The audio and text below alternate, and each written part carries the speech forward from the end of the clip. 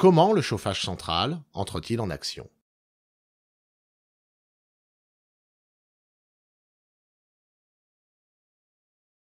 Un système automatique s'actionne grâce à l'énergie qu'on lui fournit, et ce, dès que l'information de se mettre en route lui sera parvenue.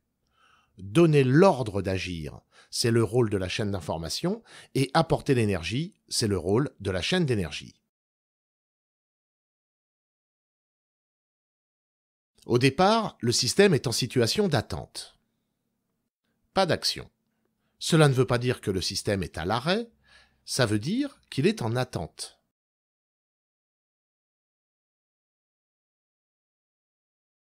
La chaîne d'information et la chaîne d'énergie sont prêtes à agir.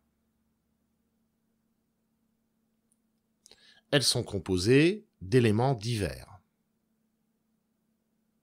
Ils ont chacun une fonction, un rôle bien particulier.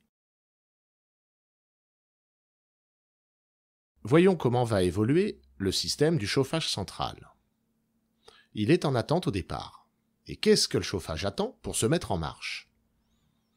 La consigne est réglée à combien? La température voulue par l'utilisateur est réglée à 19 degrés. Et si la température de la maison passait en dessous? On mesure cette température et on mesure par exemple 18 degrés.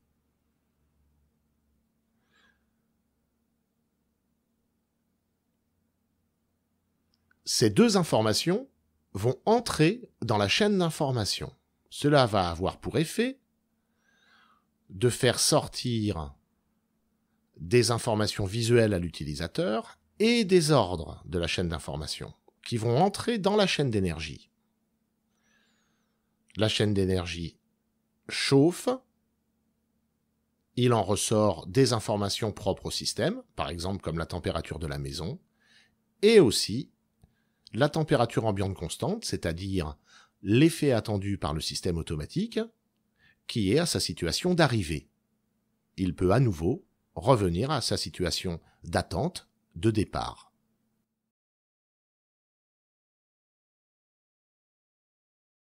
Regardons plus en détail ce qui se passe dans la chaîne d'information. Au départ, la chaîne d'information est en situation d'attente. D'abord, des informations entrent dans la chaîne d'information. Souvenez-vous, le réglage de la température voulue par l'utilisateur, de 19 degrés, et la mesure de la température ambiante, qui est par exemple de 18 degrés.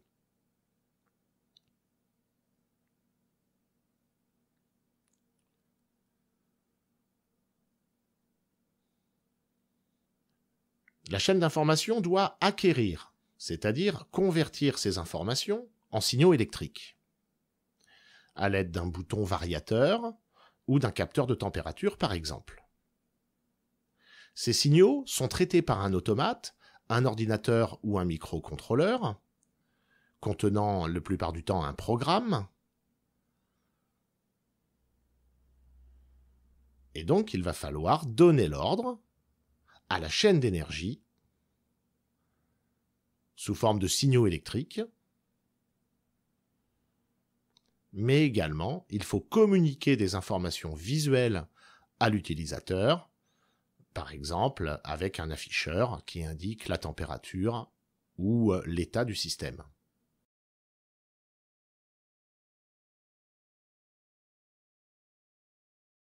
Passons maintenant à la chaîne d'énergie. D'abord, de l'énergie primaire entre dans la chaîne d'énergie. Cette énergie primaire peut être de l'énergie éolienne, thermique, solaire, du gaz, du fioul par exemple. Cette énergie va alimenter le système pour qu'il puisse fonctionner, donc avec un capteur solaire, un compteur gaz, une vanne gaz par exemple. Lorsque la chaîne d'énergie en reçoit l'ordre, elle distribue cette énergie.